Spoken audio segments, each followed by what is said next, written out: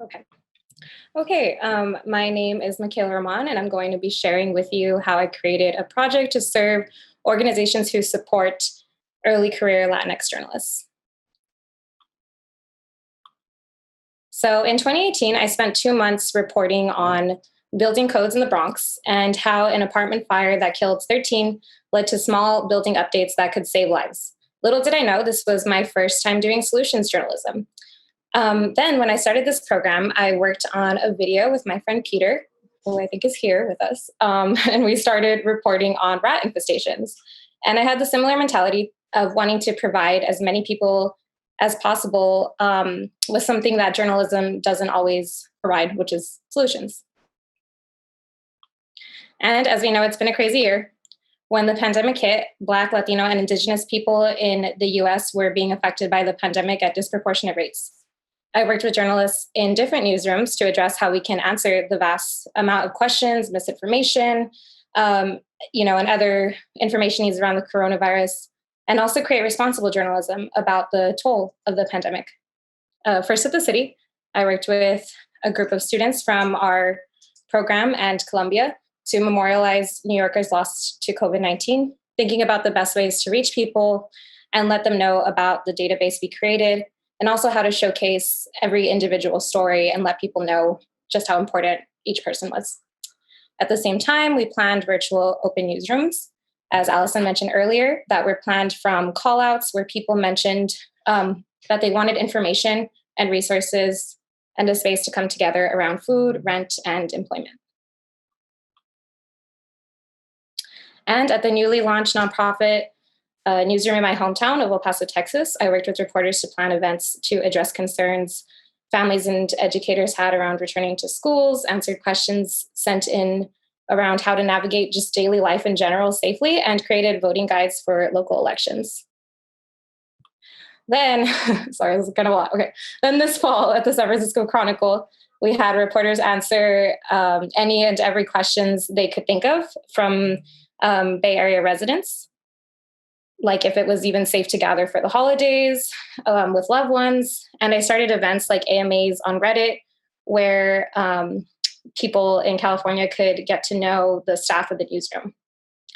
All of this at a time when journalists of color were having to report on how their own families and communities were affected, leading to mental, emotional, and all forms of distress. So really, I wanted to create a product that could support journalists in this space. What I wish I had known is a guide by and for journalists starting off their careers in this industry who identify as Latino, Latina, Latinx, Hispanic, Chicano, and so on. This product uses the term Latinx to be as inclusive as possible for the community. And of course, this is definitely a community that I am part of. I was born and raised in El Paso, Texas, to a Mexican mother and Puerto Rican father in a city that is 85% Hispanic, where I started off my journalism career at a young age. I learned and worked with mostly other Hispanic journalists early on, but I knew that was rare. After college, I took my first job as a staff photographer in Oregon. And all through, although I am white passing, I was one of 2 full-time non-white employees in a newsroom of more than 20 reporters.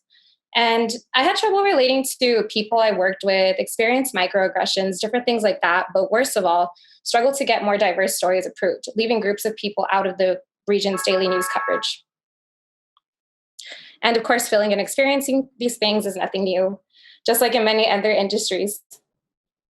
But journalists of color have been fighting a never-ending battle to diversify newsrooms for decades. Research as recent as 2018 still shows newsroom employees are more likely to be white and male than the average US worker overall, proving we still have a long way to go. And there are plenty of organizations supporting Latinx journalists, NHJ being the biggest and oldest with all of its regional chapters.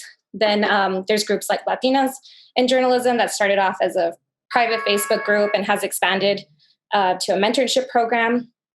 And then there's a JOC Slack group. All of these really growing and growing, offering mentorships, career advice, and places to vent.